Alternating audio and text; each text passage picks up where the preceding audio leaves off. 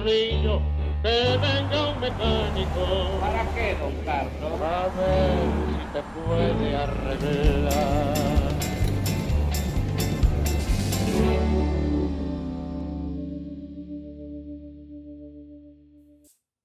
Bienvenidos a esta nueva edición de El Tornillo, aquí en el canal de la ciudad. ¿Luis? ¿Cómo estamos? Viste que la primavera la sangre altera, a mí me deja una nube de mucosidad Claro. horrible. Así que bueno. Vienen las alergias y las elecciones.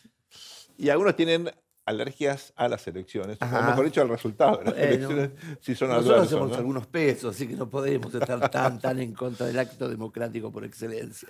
Luis, en momentos electorales la Argentina en general sufre tensiones económicas, cambiarias, obviamente monetarias, sube la tasa, baja la tasa de volatilidad, hay dudas, hay gente con miedo.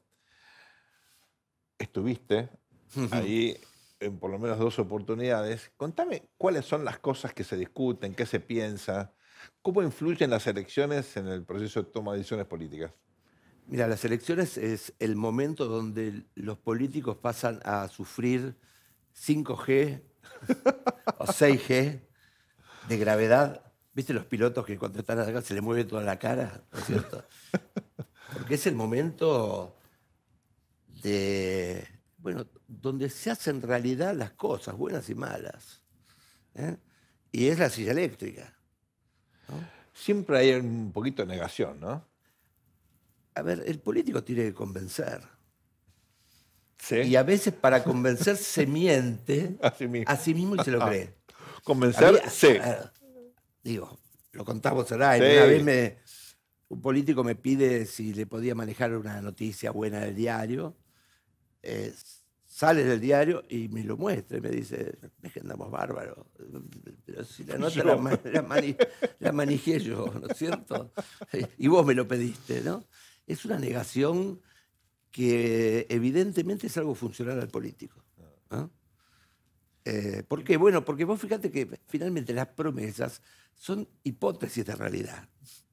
No son mentiras, ¿no es cierto? Hay algunas que por ser tan flagrantemente ridículas, sí. Pero es el material, ¿no es cierto? Parso como definía la política, ¿no?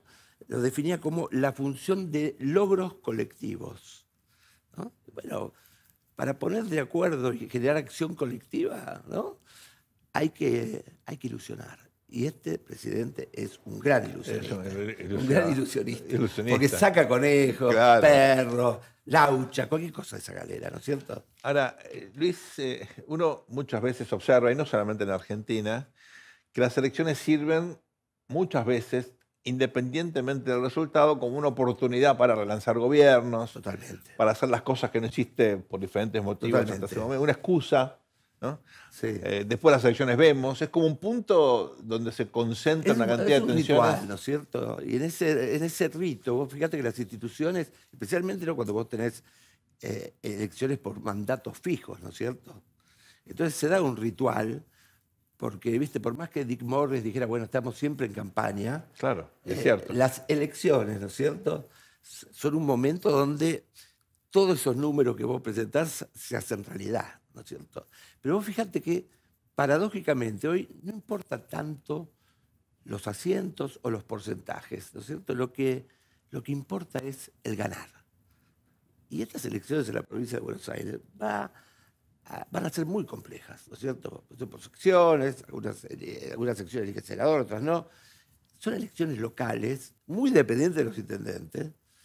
Y entonces, viste, bueno, ganamos en la primera, va a ser un argumento, ¿no es cierto?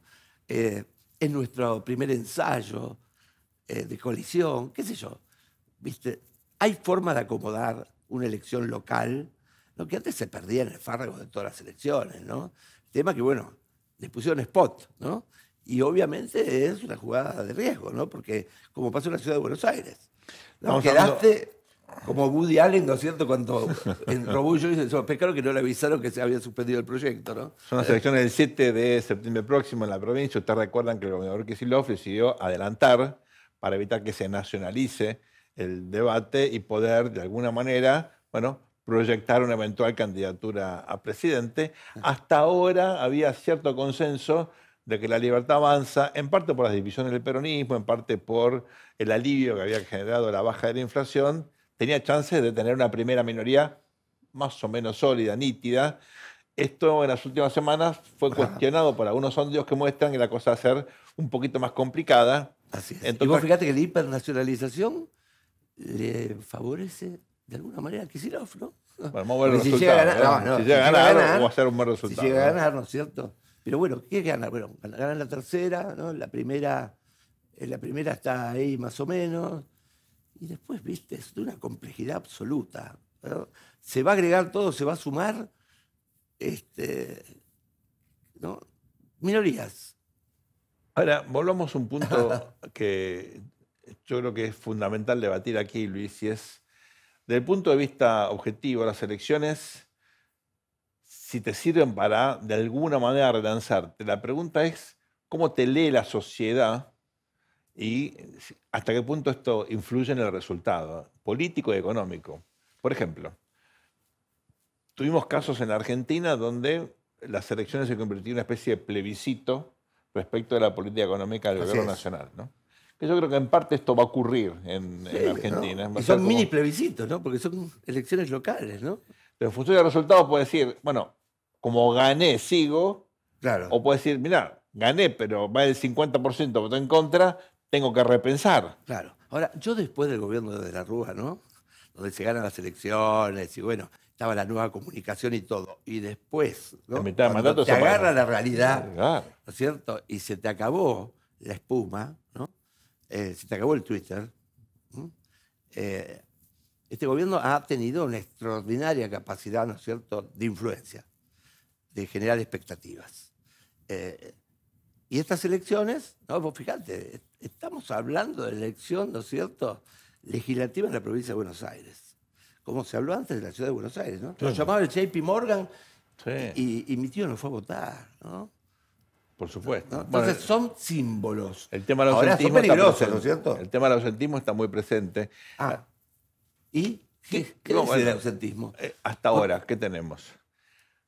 Mirás la historia argentina en general en elecciones nacionales, hay más participación Sí. que en elecciones locales. Sí, Con lo cual es posible, en principio, que vos tengas votantes que tengan vocación por ir a las urnas, pero porque tienen que viajar, porque tienen que dejar de hacer alguna cosa, porque Claro. laburan los fines de semana, o por lo que fuese, bueno, para elecciones locales no van a votar y para elecciones de diputados nacionales probablemente, y senadores probablemente irían. vos fíjate, las PASO del 2015 no fueron a votar la gente mayor. Claro, ¿Cierto? Ese día llovió también. así es. Brutal. El clima es importante. Ahora, en la de 2021, más bien los sectores más bajos de recursos y jóvenes no fueron a votar. Así es. Entonces vos tenés ahí una combinación de electorados, porque en general la gente mayor vota derecha, digamos, ¿no es cierto? Y no está obligada a votar Y a no partir de los está- no 70 está obligada años. a votar. Entonces, viste, se mezclan muchos argumentos. Porque dicen, no, bueno, los de Milei son todos tifosi, ¿no? Sí, pero están los intendentes con su aparato, ¿no? En un territorio donde la pobreza, ¿no es cierto?, marca ahí una relación con la política muy especial, ¿no? Hay un factor demográfico ahí, Luisa, que trae ese tema, es el siguiente. En la Argentina hay un proceso de envejecimiento poblacional, del cual el doctor Tonelli y yo somos evidentes. La alternativa es peor, ¿eh? La alternativa es peor. Pero, claro, en algún sentido es cierto que aumenta la tasa de ausentismo porque la gente de 70 años, como no tiene obligación, no va a votar.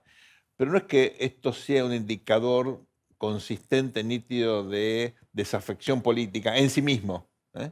Porque hay gente que participa del debate, hay gente que opina en las redes sociales, que lee, que se involucra, pero que no vota por algún motivo. Por ejemplo, llega al lugar de votación y hay una cola larga o hay que subir una escalera o cosas por el estilo que dificultan el acceso. Claro. Y muchas veces los sectores más populares del conurbano y más distantes, a veces no se tiene conciencia de las fechas electorales. Entonces, No, si no la por manijea el supuesto. político, Por ¿no? supuesto. Ahí está haciendo un éxito, ¿no? Está haciendo una salida y no la voice de caminar. Bueno, ¿no? cuando éramos chicos, las elecciones se veían en la calle, estaba todo pintado, era imposible no enterarte que había elecciones, el 22 vota fulano, ¿te acuerdas? Ahora eso ya no es así. Los medios hablan, pero no mucha gente, obviamente, lee el diario o está informada. Así que la información sobre el proceso electoral, que debería ser responsabilidad, hay que decirlo, de los poderes ejecutivos y de la justicia electoral, bueno, ahí brilla por su ausencia en parte porque no hay dinero para la pauta publicitaria. No toda la pauta Pues fíjate que publicitaria hay es mala, ¿no? casi una norteamericación de las elecciones, Sí, ¿no es claro, cierto? claro. Donde Bueno, los sectores más bajos no van a se votar. invisibilizan. Se invisibilizan. Esto, ojo, ¿eh? Y los algoritmos, si no nos interesa la cuestión política, como ustedes saben, repiten básicamente las búsquedas que uno hace, con lo Claro. cual van sesgando las cosas a lo que uno quiere, y si no te interesa la política, ni te enterás las cosas No, efectivamente que aparecen, ¿no? Totalmente, está fuera del circuito, ¿no es cierto? me Y en queda- Estados Unidos, claro, no hay clientelismo, directamente hay exclusión, ¿no es cierto? Abajo. Abajo. Abajo, Sí, abajo, por supuesto, por supuesto. Yo estuve en Alabama, en Georgia, ¿no? Alabama es un poquito peor que Georgia. Ah, sí. Aunque la Obvio. parte rural de Georgia Algodón. es dura, ¿no? Algodón, Claro. bravo. Y Maní, que es una economía Maní, regional muy claro. rica, pero la parte de la obra, mano de obra, sobre todo más pobre, está del lado del algodón, más del lado de Carolina del Sur, ¿no? Me queda un tema, Luis, que es el siguiente. ¿Cómo plantean los gobiernos el futuro luego de las elecciones, sobre todo cuando el resultado puede leerse como positivo? Por ejemplo, Macri gana la elección de mitad de mandato del Iba por todo. 2017 y luego metió un error garrafal en la lectura del resultado. ¿Cómo evitás que haya un triunfalismo, un sesgo, digamos, demasiado optimista luego de un resultado positivo? Alfonsín en el 85, por ejemplo, que fue un resultado bastante bueno. Mira, ahí tenés un problema. Tenés un problema gravísimo, porque tendríamos que implementar, ¿no?, el lacayo que le pegaba al emperador diciendo no eres nadie, ¿no? Porque todo el sistema es procíclico, ¿no? Todo el sistema es procíclico. Los presidentes necesitan mimos, necesitan zona de confort. Están todo el día en esa oficina donde puede haber un lindo día afuera, ¿no?, pero adentro llueve, tormenta, ¿no? Siempre despioles, siempre despelote, ¿no? Salvo Menem, que se la tomaba con mucha calma, ¿no es cierto?, con mucha filosofía. Yo recuerdo a Alfonsín tapado de papeles, ¿no? El escritorio del presidente tapado de papeles, ¿no? Horas infinitas de trabajo, ¿no? Horas infinitas de trabajo, especialmente los gobiernos radicales, ¿no? ¿Viste? Aunque sea el cohete, te quedás hasta la noche, dormís en la oficina. ¿Viste? Si te llama el presidente va a ser el viernes a la noche. Claro, ¿no? para arruinarte el fin de Para semana. arruinarte el fin de semana, ¿no? Pero digo, en ese sentido, se buscan buenas noticias. El diario de Irigoyen no se imprimió solamente para Irigoyen. No, es cierto? claro. No. Y entonces hay un optimismo. Me acuerdo cuando estaba subiendo ¿no?, la inflación, ¿no? Se estaba dando la hiperinflación. Y en un momento baja un poquito el dólar. Y el equipo económico dijo, le rompimos el crujes. Ya está, Y claro. al otro minuto ya estaba ¡bum!, volando de vuelta, ¿no? La mejoría antes de la muerte. Ustedes saben que hay una metáfora en el fútbol que es aplaudir corners. Y a veces la política aplaude corners, ¿no? Totalmente. Vamos ahora a ¿El pueblo quiere leer?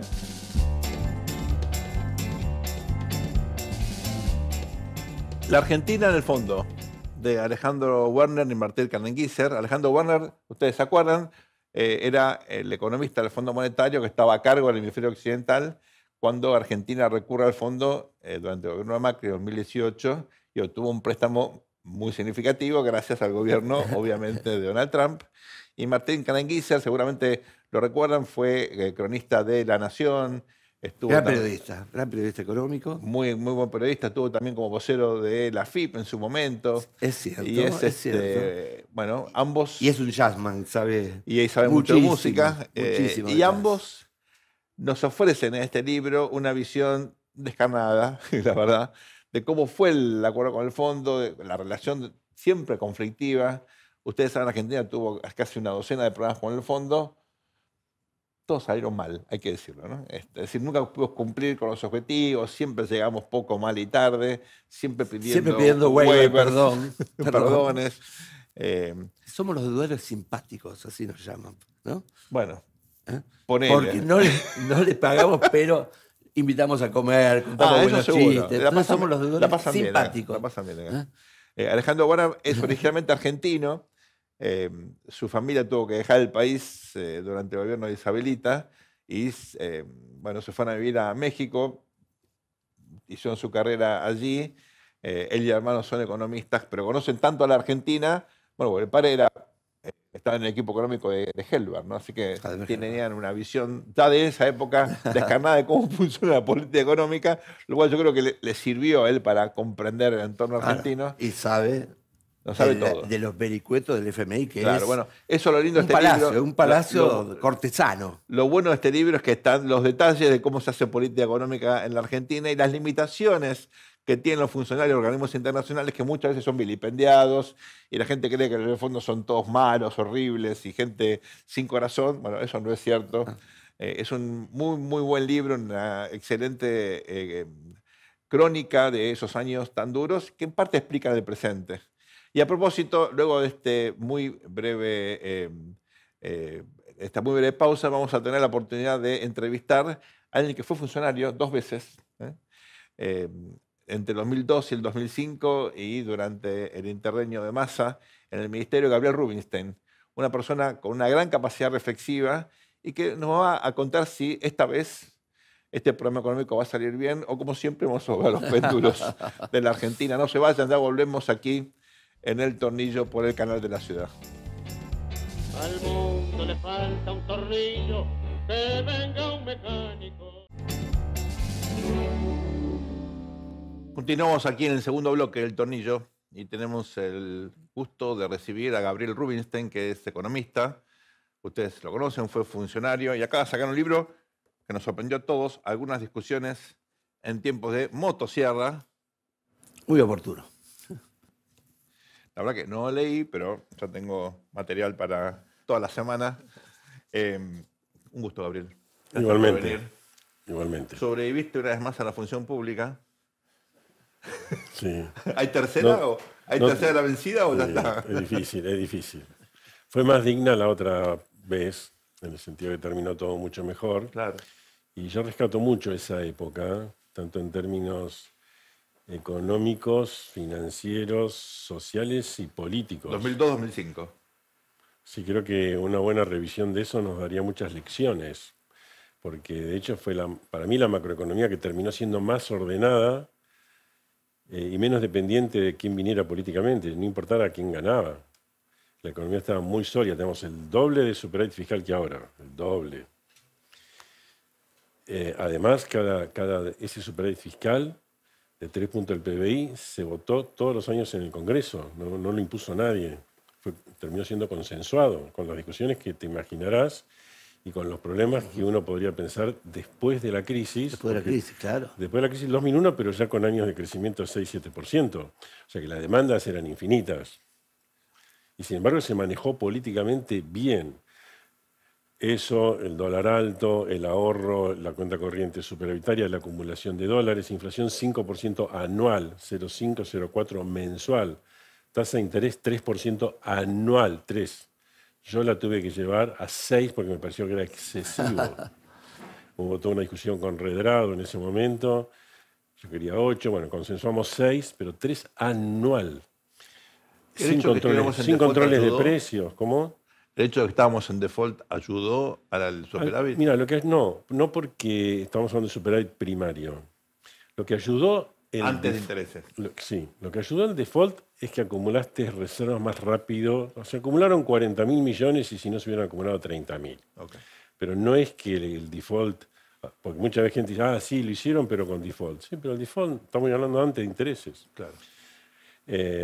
Así que, por supuesto que la crisis ayudó porque permitió una serie de cosas. Claro. Entre otras cosas, permitió subir retenciones que no existían. Claro. Se logró un ajuste fiscal parecido a este en términos de 4 o 5 puntos del PBI, pero ayudado por la crisis anterior. Pero fíjate que en su momento Cavallo había tenido superávit y no lo pudo sostener en el mejor momento de Cavallo y Menem, Sí. en 93-94. Porque En yo me parte por acuerdo las que elecciones, ¿no? se lo discutíamos como calificador de riesgo que yo era en ese momento. Claro. Decíamos que era un riesgo que Argentina perdiera el superávit fiscal. fue la previa del tequila, Claro. y él nos confesó en un momento, decir, mira, yo voy bajando impuestos a medida que tiende al superávit, porque yo sé que los diputados me lo gastan. Sería, la casta me lo gasta. Me lo gastan. Me encanta la Me lo palabra. gastan, sí, como diciendo, entonces no puedo mantener superávit. Y era el caballo estrella. Sí, sí. Ahora bien, sin embargo, eso puede decir, bueno, una experiencia para decir, bueno, vieron que el Congreso es una porquería y que entonces hay que tirarlo a la basura. Y otros dicen, no, bueno, pará, en determinadas condiciones políticas y de negociación lográs eso, lográs mantener ciertas cosas. Y yo creo que en ese sentido fue súper meritorio lo que hizo Lavagna, que por ahí se pasó el 80% del tiempo diciendo que no. Uno dice, che, pero ¿qué hizo concretamente Lavagna? Dijo que no. Que no es poco. Que es la tarea de un ministro de Escuchame, Economía. ¿sabes lo que ¿no es cierto? por, Decir que por no. eso te voy a decir, ¿sabes lo difícil? Pensando en lo que pasa ahora, ¿no? 3% de superávit fiscal todos los años, con la economía creciendo y con infinitas necesidades. Hay que valorar eso. Y yo creo que... Totalmente. Pero aparte hay que valorarlo porque fue un gobierno peronista. Entonces, no es que fue un gobierno militar. No, en mitad se gastaban todo, al contrario. Claro, pero por eso no, pero Era la si no- guerra, pero si no lo chiche. hicieron a costa de mantener la mundial. represión al pueblo, que sería Claro, no, claro. lógico. la lógica La de la lógica. izquierda. No, Claro. claro, eso lo lográs porque hiciste un ajuste, pero a punta de pistola. No. No. Y aparte, quien lo conducía ganaba las elecciones. Sí, claro. O sea, porque vos decís, no, mira, lo hicieron, pero perdieron las elecciones, no se podía. Es decir, como Argentina no tolera eso. Y eso es muy importante porque Sí, te da por muchas supuesto. lecciones para el momento Por actual. supuesto. Gabriel, te hacen esta pregunta siempre, así que no voy a ser original. Bueno. ¿Esta vez es diferente o vamos a volver al péndulo? Mira, yo por un lado creo que siempre es diferente, ¿eh? Pero no quizás por lo diferente que ellos dicen. Ok. O sea, no, yo creo que estamos en situaciones bastante ya trilladas y complicadas. Y entonces yo creo que estamos con problemas a nivel macro y a nivel político. A nivel macro, ¿por qué estamos en problemas? Y estamos en problemas porque, a ver, el gobierno logró, yo diría, 3 cosas fundamentales. Hizo el ajuste fiscal en un mes de 5 puntos del PIB, que es lo más importante que hizo. Así Podía es. haberse ido y quedaban en la historia igual. Que después tienen el problema de que no lo lograron sostener consensuadamente con un error político, creo que es importante, y que estamos pagando consecuencias por eso. En el Congreso. Y que es parte del riesgo país, Claro. parte importante Claro. del riesgo país. Ahora, hicieron ese ajuste, lograron en un operativo con dificultades, pero bajar la brecha, y después lograron conseguir 20 millones de apoyo, 14.000 ya desembolsados. Sí. A mí, que me la pasé casi todo el tiempo como funcionario público buscando esos apoyos, porque decíamos, si nos prestan plata, levantamos el cepo. Claro. Y aparte, si nos prestan plata, hacemos el ajuste fiscal más fuerte porque es una manera de convencer a la parte política claro. poco convencida de que había que hacerlo. Bueno, si hacemos el ajuste, que haya algún beneficio. Entonces, bueno, y no hubo caso, apenas nos daban para refinanciar. Y esta gente logró 20.000 millones extra.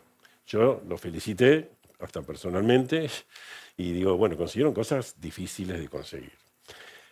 Ahora, en ese momento se mandaron una macana terrible, porque cuando vos conseguís eso, firmás que vas a comprar dólares, en la época que de liquidación vas a comprar dentro de la banda, y al día siguiente decís, no compro dólares, porque el dólar estoy seguro que va al piso.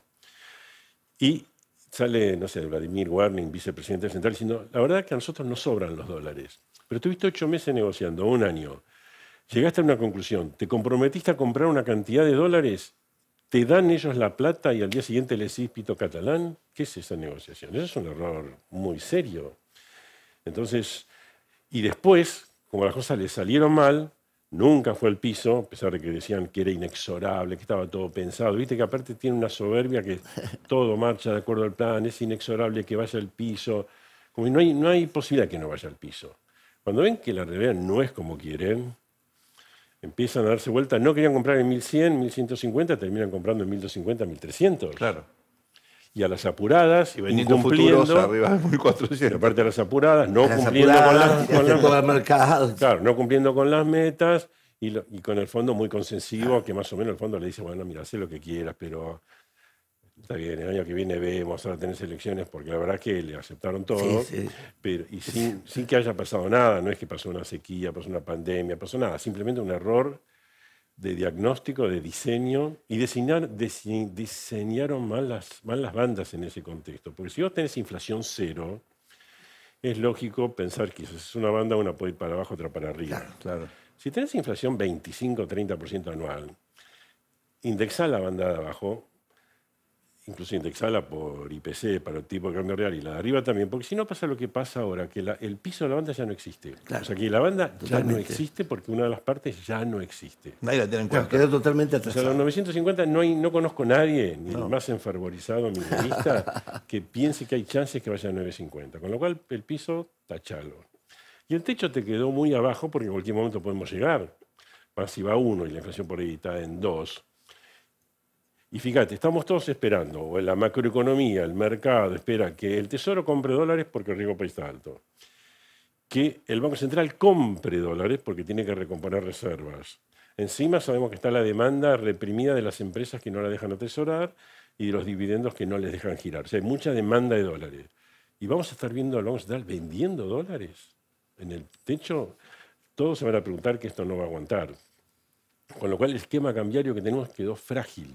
Está mal diseñado, es frágil, no tolera la parte esta nominal que hablamos y no está preparado para una posible y conveniente suba del tipo de cambio real. No está preparado, porque si a los 1450 tenés que vender, nunca vas a tener una suba del tipo de cambio real, más que la que tuviste ahora. ¿Qué nos dice la historia cuando hiciste estas bandas y tenés que cambiarlas? No, que en este momento yo lo que visualizo es que el gobierno va a encontrar un discurso elegante, Después de las elecciones. que es claro, que es decir, nosotros queremos la libertad. Y como queremos la libertad, vamos a flotar libremente. Y de esa manera desaparecen las bandas y si el dólar se va a 1.600. Y el fondo eso te lo avala. El fondo totalmente. De hecho, el fondo no le gustaba a la banda. No, claro. Exacto. Pero el fondo te lo avala. Lo que pasa es que te tiene que, como ahora te salió más o menos bien la devaluación, finalmente dijeron, che, perito para la vieja. Bueno, finalmente vieron que la competitividad mejoró. Sí, a pesar de ustedes, porque si es por ustedes estaría todo en el piso. Bueno, a pesar de ustedes las cosas mejoraron. Bueno, a lo mejor ellos dicen, bueno, quizás no sea tan traumático permitir que el dólar se vaya, digamos, a 1.600 y ya flotamos con el entendimiento como suerte de flotación administrada de que si es necesario intervenís. Claro. Pero a 1.600, 1.700, 1.800, vaya a saber qué. Como hacía Redrado en esa época. Y sí, nosotros llegamos a intervenir, cuando al principio de la crisis del 2002, cuando la Corte Suprema redolarizó los depósitos, Claro. cosa que era imposible materialmente, pero la Corte Suprema lo había dicho, se armó una corrida. El dólar se fue a 3.90 y pico. Me acuerdo porque la Baña estaba en Washington, yo estaba con Piñanelli en el Banco Con Central, Piñanelli, claro. ahí en la mesa de dinero La en el Banco mesita. Central, y Vasco. dije, Central. vendamos, Central. vendamos, porque no podemos dejar esto que siga. Claro. Después se arregló políticamente lo de la Corte, qué sé yo, y bajó de 3.95, 3.90 a 3, Claro. y después se uno- mantuvo así durante años. Compraron a 4. De hecho fue a 2.70 y lo subimos. Claro. Porque Se mantuvo, compramos claro, para fue subir, justamente. Claro. pero se mantuvo por ese tipo de mecanismo.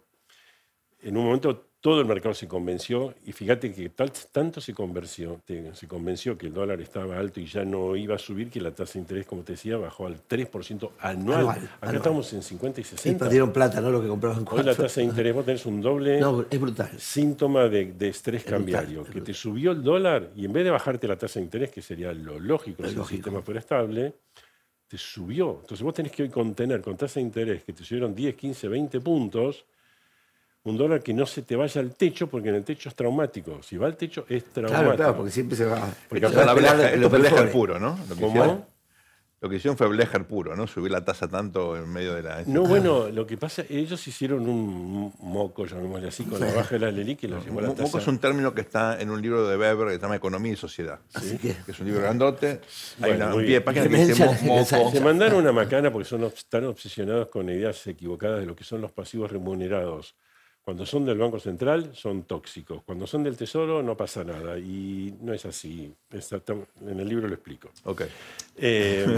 Ahora, más allá de esas explicaciones, después subieron rápidamente o empiezan a crear una volatilidad grande de tasas, pero volatilidad a veces cuando sube, baja acá, baja. No, claro, Subió un montón, claro. subió un montón y estamos en una situación tensa. Cuando la tasa sube y el dólar sube, es que si estás en estrés cambiario. Claro. Ahora, Y si no te creen el techo, justamente el central tiene que vender. Nadie en su sano juicio va a estar, digamos, comprando dólares en el techo con la semejante tasa de interés si es que crees que esto no aguanta. Obviamente. Entonces, estamos en problemas. Pero si viene un cliente tuyo y te dice, Gabriel, hago carry, ¿vos qué le decís? Lo digo, pensalo bien y veamos bien los plazos. Hasta las elecciones, yo imagino que ellos la van a contener. Y lógico. Y tienen elementos. Después de las elecciones, yo imagino que se corren, así que yo digo, no hagas, si haces carry después de las elecciones, hace muy finitas las cuentas, porque puede haber overshooting. Por ahí un dólar termina en 1.600, Claro. pero primero va a 2.000. el argumento del gobierno es que no hay liquidez, no hay pesos. Eso ¿Es fíjate cierto? que es cuántas falacias. Por un lado, la base monetaria se cuatriplicó. Se cuatriplicó. Sí. Se cuatriplicó. ¿Vos sabés que durante toda la gestión de Massa aumentó 130% la base monetaria? Y aquí aumentó casi 300%. Y parece que Massa hubiera sido el festival de emisión y esta gente el festival de no emisión. La vendieron muy bien, pero no es lo que dicen. No es lo que dicen, porque aparte inventaron algo que es completamente sui generis, que no dice nada, que es un error analítico, la base monetaria amplia, que justamente ahora que les aumentó 70% no hablan más. Y en el acuerdo con el fondo no hablan más de eso, porque era un papelón, es una cosa completamente... Es mezclar peras con bananas. Entonces ellos hacen malos análisis monetarios. Para mí hacen errores. Yo se los marqué, nunca contestaron, pero insisten. Insisten en algunos errores que después se transmiten en algunas medidas y alguna evaluación de escasez de dinero. Fíjate otra medida de escasez de dinero. ¿Qué nos interesa cuando hablamos de peso y dólar? Es que compiten entre sí. La cantidad de pesos que hay en la economía que pueden querer eventualmente dolarizarse. En noviembre de 23, por decir algo, era más o menos 60.000 millones de dólares equivalentes. No había reservas, Claro. no había, pero había 60.000 millones de pesos. ¿Sabes cuánto hay hoy? 125.000 millones de pesos. Más del doble. Más del doble. Más ¿Cuánto del hay de reservas? Prácticamente nada. Lo mismo. 10.000 millones porque te dio el fondo. Que ojo, el fondo te los dio y no te las deja usar como reservas internacionales netas. Claro. A buen entendedor, no quiero que uses esas reservas. Claro. Entonces no sé cuántas reservas tiene para defender el techo. Puede Claro, ser el poco y nada. matafuego está descargado. ahí. Tenés 125.000. En el tequila, con el pleno auge de la convertibilidad, con Menem extraordinario, con Cavallo extraordinario, y por un problema en México, tuvimos 20% de caída de depósitos. 20% de caída nosotros, ellos no, nosotros. Si acá cayeran, eso serían 25.000 millones de dólares de pesos equivalentes que quisieran dolarizarse y no tenés nada para darlo. ¿Cuánto se va el dólar en un caso así? Entonces, el sistema no está Encima teniendo preparado. la idea que hay como una convertibilidad y vos $3 barato y lo vas a No hay cambiar nada. O sea que inmediatamente. el sistema, Bueno, no, claro, el sistema no aguantaría ni ese tipo de shock externos, Sí. aunque tenemos una vaga promesa de Estados Unidos de ayudarnos. No, vaga, pero nunca la tuvimos. Nada No, parecido. Es vaga porque es el tesoro que te dice que te va a Que va a ayudar. hacer un cheque. Qué sé yo, depende de la voluntad del tesoro en ese momento. Sí. ¿no? Sí. Ahora, pero ponele... Ahora, ese circo lo hace muy bien. ¿eh? Sí, pero No, aparte... porque pero es mira, fantástico. Pero vino el secretario del Tesoro acá, No, cosa claro, que no había pasado. claro, no, y no, está a la bien. semana, Pero estamos va sostenidos lo- por eso. No, te digo. está bien, pero... Esa es la reputación. Porque acá condensada. tenés dos claro. shocks. Uno es el shock externo, que en ese caso confiamos que el Tesoro americano ayude. Sí. Pero tenemos shocks, posibles shocks políticos. Sí. Todos estamos esperando que a Milei le vaya bien en las elecciones. ¿Qué pasaría si le va mal? ¿Qué quiere decir que le vaya bien? Bueno, todo el mundo dice que le gana por, qué sé yo, 8 o 10 puntos en la Nacional, que en Buenos Aires está medio empatado, pero que bueno, que más o menos sale bien parado en las Ese elecciones. es el consenso Y del mercado. Si pasa sí. eso, Y sale los precios descuentan ese escenario. Sí, y, y sigue competitivo al 2027. Claro, Sigue competitivo. tal cual. Para si algo pasara que no fuera así, o incluso que ganara y después tuviera un muy mal momento, la imagen de él se viniera al piso por A alguna lo Macri 2017. Sí. ¿Qué pasa? Agarrate ¿Qué del pasa? aire. ¿Vos no pensás que va a haber una corrida importante contra el peso? Sí. Entonces, el esquema sigue siendo frágil y no sabemos en ese shock qué podría pasar. Con lo cual, la pregunta es, ¿hay problemas económicos? Porque la parte fiscal tiene el problema de que no se pudo institucionalizar. Y el gobierno indujo a la oposición, entre comillas, fiscalmente bastante irresponsable, a hacer proyectos para cada cosa. Pero eso el gobierno porque lo manejó mal. Porque vos no podés tener una discusión todo el tiempo que el proyecto de financiamiento universitario porque no se... Eso es un área de presupuesto. Porque en el fondo no tenés presupuesto. Claro. No tenés presupuesto. Sí, sí. Entonces Ahí está la raíz del es problema. lógico que a la oposición le sirvas en bandeja que te haga... Bueno, entonces hagamos proyecto por la discapacidad, proyecto por jubilado, proyecto por financiación universitaria, proyecto por esto, proyecto por lo otro, porque vos no te animás a discutir un presupuesto. Y eso es una gran falencia del gobierno. ¿Cómo no se anima a discutir un presupuesto? Yo te decía que en 2002, 2003, 2004, 2005, 2006, después se fue dibujando, todos los años se discutía presupuesto y decía superávit fiscal 2,7, 3%. El superávit era un poco más de lo que se fijaba el presupuesto, pero todos los años se discutía el presupuesto. Sí, claro. Y tenés que hacer eso porque es la base de la República. Contanos, ¿qué aprendiste en esta segunda experiencia de la función pública? Bueno, quizás es difícil hacer que las cosas son siempre más complicadas de lo que es. Jugar el partido es mucho más difícil que estar en la tribuna mirándolo, porque no se la pasaste al win derecho, claro. no viste que el otro entraba solo. ¿Son más contemplativos con los muchachos que están ahora en el equipo económico? Soy contemplativo. Lo que no me gusta es que la canchereen. No me gusta que se sean tan soberbios. Se felicitan, sos el mejor de la historia. No, vos sos el mejor de la historia. Vos sos extraordinario. Muchachos, sean un poco más humildes. Pero entiendo que las dificultades son importantes al momento que aparecen. No tenés muchos elementos de juicio cuando tomás o se toman decisiones. Hay 3 o 4 cosas y mucho que no sabés. Información imperfecta siempre. Siempre es información imperfecta. Nunca sabes bien lo que va a pasar. Todos los modelos nuestros no sirven para nada. Básicamente lo que está diciendo es, cambien los modelos. Más, pescado podrido. No, información imperfecta. Es complicado. Y a mí, bueno, también yo puedo Hacemos decir, como que... Es decir, yo no empecé ahí imponiendo condiciones, sino, como lo explico un poco en el libro también, yo tenía un plancito y Massa dijo, vamos para allá. Pero yo lo manejo y vamos más gradualmente. Porque Claro. el déficit, por ejemplo, iba a 4 puntos del PBI, lo llevamos hacia 2.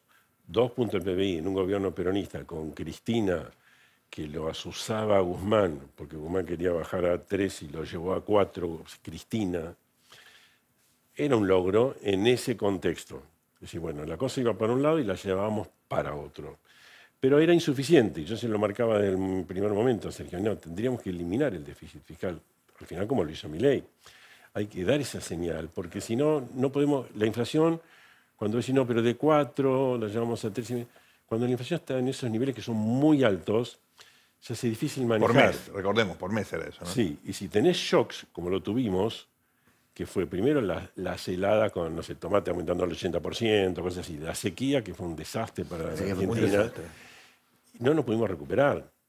Entonces es como que fuera, qué sé yo, y el aprendizaje es que hay que hacer las cosas con más solidez. Y yo creo que también hubo que aprovechar, que bueno, también lo intentamos, pero yo no lo pude lograr, que se devaluara en noviembre de 2022, que era el mejor momento.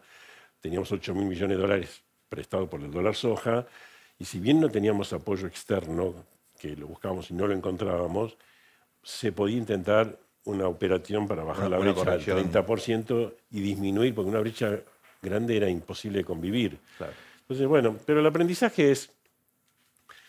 hay que ser muy humilde, uno hace lo que puede, en las circunstancias que se pueden, con siempre hay problemas. Si los problemas no son políticos de tu propia coalición en la que estás, es por el Congreso, por esto, siempre hay que negociar, siempre hay adversarios, siempre hay adversidades, y bueno, tenés que tener eso.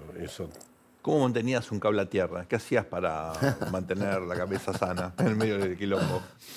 Oh, qué pregunta. Bueno, siempre hice cosas como, por ejemplo, tratar de priorizar lo que pueda estar con mi hijo, familia, hacer música. Yo soy músico. Ah, mirá. y hacía música lo que podía. Tenía que cada vez que... Es un cable anteno sensacional. ¿Y qué tocas? Pero más, y toco piano y guitarra, compongo. En Spotify subí como 70 temas ya.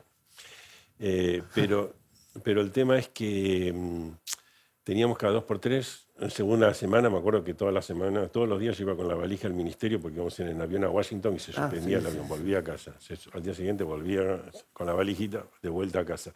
Entonces, todos los días me estaba como despidiendo, acomodando y no sabes. En el fondo estás todo el tiempo disponible. Más porque te podías llamar a las 11 de la noche, a las 4 de la mañana te mandaba mensaje. Es como que no es muy estresante, es difícil desengancharse. Es muy estresante. Muy estresante. ¿Es mejor o peor tener un presidente economista para hacer política económica? En un sentido es mejor, y yo creo que Caputo se habrá sentido en Disneylandia, y lo dijo varias veces, es decir, lo normal es que un ministro de Economía pelee con el presidente. Claro. ¿no? En este caso era el propio Massa, cuando eran las dos cosas, tuvo que pelear contra sí mismo, cuando era candidato. Claro, muy complicado. Era candidato, era ministro. Muy complicado tener la impresora y ser candidato. Tuvo que pelear contra sí mismo. Claro. Ahora, pero tener un presidente que es más fiscalista que el propio ministro... Nunca había pasado en Argentina. No, nunca pasó, y en ese caso para el ministro es extraordinario. Ahora, pero después hay que ver la realidad es mucho más complejo que saber economía.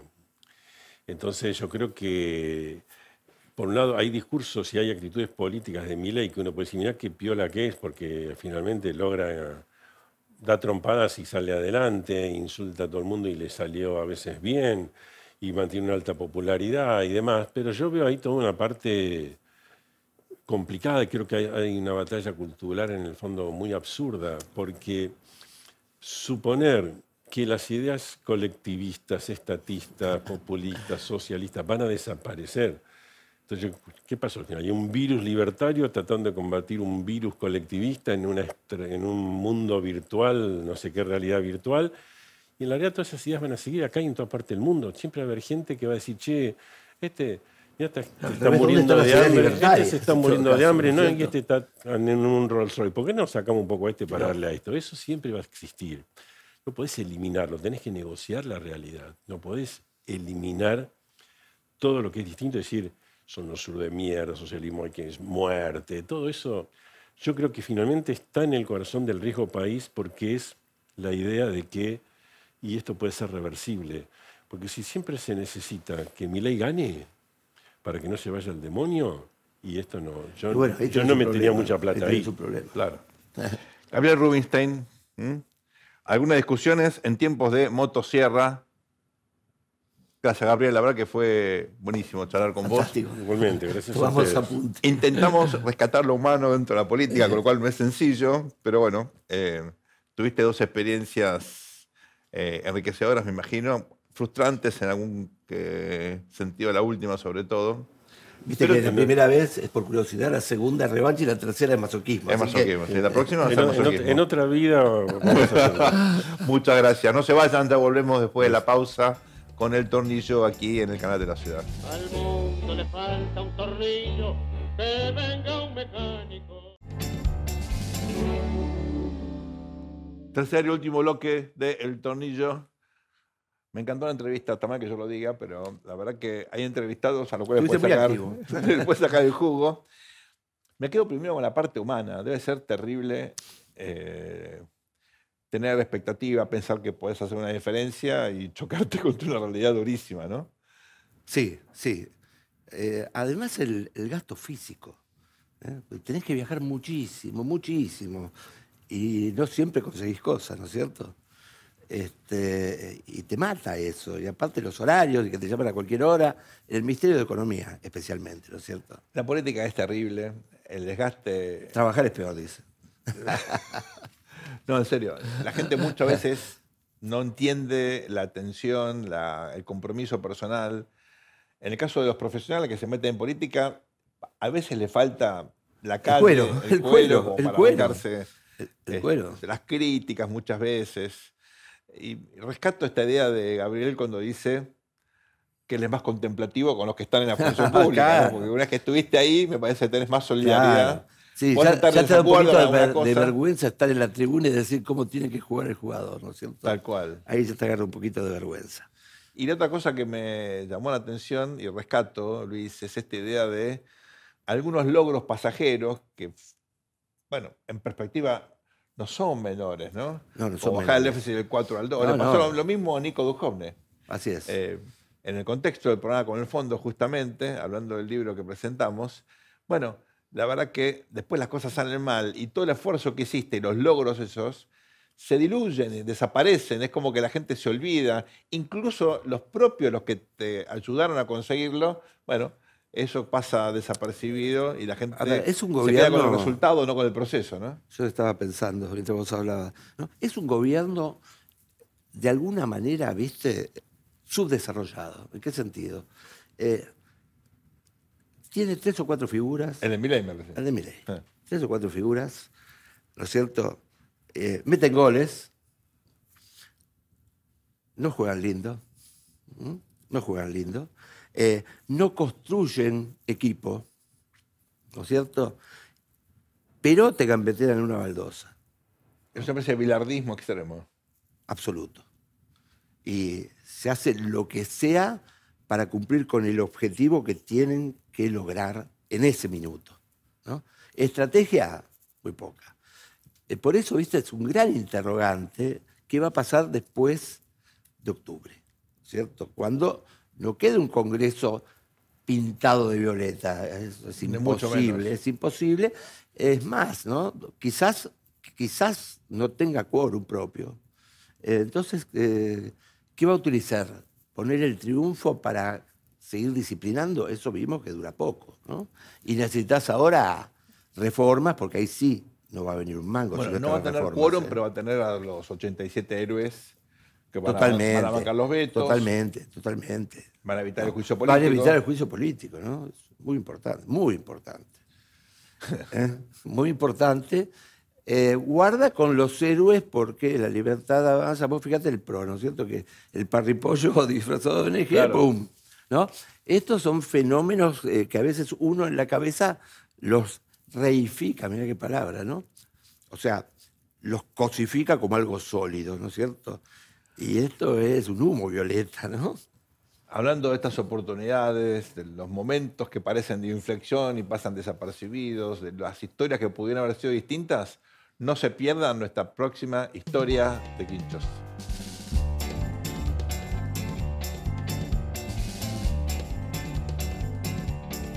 Luis, 11 de septiembre del 2001, Ah, llego tempranito a mi oficina en la Universidad de Itela, Gabriela no había llegado todavía, prendo la computadora y veo una cosa terrible en la pantalla, un avión que se clava en un edificio, y digo, ¿qué es esto? pensaste que era una película de Marvel Studios. Torre gemela que se ve en el tacho. Dije, esto es un delirio, cambió todo, eso del fin de la historia ya pasó. Un compañero mío de la litera, profesor, estaba en el gobierno, un tal Federico Sturzenegger, que era el secretario de Programación Económica de Cavallo, había entrado con López Murphy, se había quedado en el equipo de Cavallo. Entonces lo llamo. Digo, Fede, devalúen hoy. ¿Estás loco? Me dice. Digo, mirá, se cayó el mundo. Se cayó el mundo. Las torres que ven la cayeron, están bombardeando el Pentágono. ¿Quién se va a acordar que la Argentina devaluó? Es el momento. Me dice, no, estás loco, si nosotros la tenemos esta completamente dominada. De esta crisis salimos de taquito. Digo, Fede, hay elecciones el mes que viene, ¿eh? Te van a matar. Va a ser una carnicería. No vas a tener candidato. Dice, ¿cómo que no gana Aliendo? Digo, Fede, Aliendo lo votamos vos y yo. Una conversación completamente desopilante. Surrealista. Surrealista. Con, claro, la visión de alguien que de afuera veía un gobierno que se venía, lamentablemente, desgranando, sin chance de dar la vuelta. Y desde el gobierno, una visión absolutamente distinta, con un sesgo optimista muy, muy marcado. Nunca me lo voy a olvidar. Esta vez, vos sabés que estas yo- miradas distintas sobre un mismo hecho, ¿no? Vos sabés que el 10 de septiembre me tomo el United desde Washington, el No último te avión que puedo salió. creer. Y antes había visitado el Pentágono. No te puedo creer, un día antes. Cuando llegué me dice, le dicen en mi casa, ¿viste? Barcelo.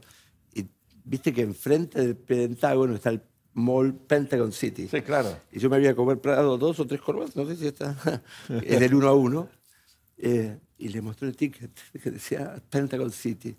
El detalle macabro de todo esto es que muchas de las tarjetitas que me dieron no sirvieron más porque murieron ahí, claro. en el Pentágono. No, fue terrible. 3 o 4 militares. Brutal. Fue terrible. Vamos ahora al momento más esperado de la semana, los premios El Tornillo.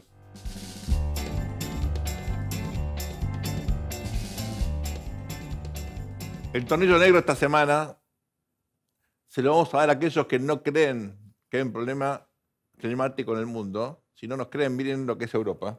Que se está Cocinando. Que se está incendiando. Es terrible. Tremendo. No es la primera vez que ocurre, pasa siempre los veranos, pero bueno, a Sí, gusto. pasa los veranos en España, digamos, porque Sí, hasta en ahora Francia, en Inglaterra. En Inglaterra 30 grados en No, Londres. no, está en mosca, pobre. En Bulgaria, en donde ustedes ponen el ojo, hay un problema serio de cambio climático. Esto, a los que creen que es mentira, bueno, ahí tienen, evidencia. Cuando se den cuenta va a ser demasiado tarde. El tornillo blanco de la pureza, digamos, para el señor presidente Javier Milei. Muy bien. Porque hasta ahora viene cumpliendo su promesa de no insultar. Es cierto que se desperfiló un poquito, ¿no? Porque sin insulto quedó muy aburrido. Yo creo que tendría que insultar, pero con insultos, viste, educados. Samborotudo poluto. ¿Te acordás cómo Sí. decía, ¿no es cierto? Los Los uruguayos. uruguayos, ¿no es cierto? ¿Cómo se llama el programa? Porque yo me acuerdo, Upumorpo, me acuerdo que era el anterior, ¿no? Tendríamos que tener algún insulto, digamos así, sofisticado, porque eso es muy aburrido, muy aburrido. Tornillo celeste. El tornillo plástico en esta oportunidad va a ser para el Tuco García. Lo queremos al Turco, fue un buen jugador. Entró de suplente el día del 0-5 contra Colombia y el Coco Basile le dice, Turco, entra ahí por el medio, hace un poquito de quilombo. En ese legado se mete en la política, va a ser candidato a diputado por la lista de nuestro amigo Dani Amoroso, el Partido Integrar. Turco, bienvenido. Tratá de no hacer mucho quilombo. La campaña es Portate importante. bien, Turco. Tenés que superar el umbral que dejó, eso sí, ¿no? Un poquito bajo. Otro hombre del fútbol que se metió en política hace poco, Caruso Lombardi. Bienvenido, Turco. Y esto ha sido todo por hoy. Gracias por acompañarnos en esta nueva edición del Tornillo aquí por el canal de la ciudad. Que tengan una muy buena semana. Al mundo le falta un tornillo, que venga un mecánico.